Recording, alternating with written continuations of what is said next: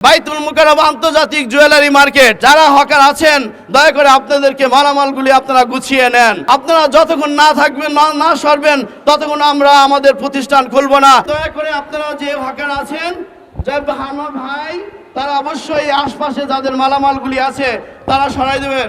আমাদের সরকারের দৃষ্টি এটাই সরকারের কাছে আহ্বান এটাই যে আমাদের ব্যবসায়ী পরিবেশ করে দেওয়া হোক, কারণ হকারদের জন্য আমাদের ভিআইপি কাস্টমারগুলি ঢুকতে পারে না। ভিআইপি কাস্টমার ঢুকতে তাদেরকে ব্যাঘাত ঘটে এবং কি জ্যাম জট লেগেই থাকে। কারণ জ্যাম জট এই জন্যই লেগে থাকে, ভালো ভালো কাস্টমারগুলি আমাদের মার্কেট থেকে দূর দূরান্ত মার্কেট চলে যাচ্ছে। আমাদের মার্কেট বাইতুল মুকাররম আন্তর্জাতিক জুয়েলারি মার্কেট, এখানে আন্তর্জাতিক মার্কেট ছিল।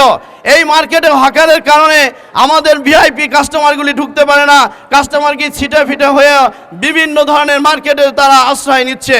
বারবার বলছে আমরা আপনাদের এখানে আসতে চাই, কিন্তু আমরা আসতে পারি না। এই কারণে আমরা গাড়ি ঢুকতে পারি না, আমাদের গাড়ি এই পাশে রাখতে পারি না, আমাদের পার্কিং কষ্ট হয়। এজন্য দয়া করে যারা হকার আছেন দয়া করে আপনাদেরকে মালামালগুলি আপনারা গুছিয়ে নেন।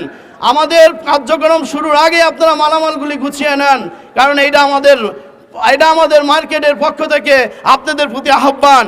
এবং আপনারা যদি মালামাল না নেন তাহলে আমাদের সভাপতি যেই ঘোষণা দিবেন আমরা ওই ঘোষণায় রাজি আছি।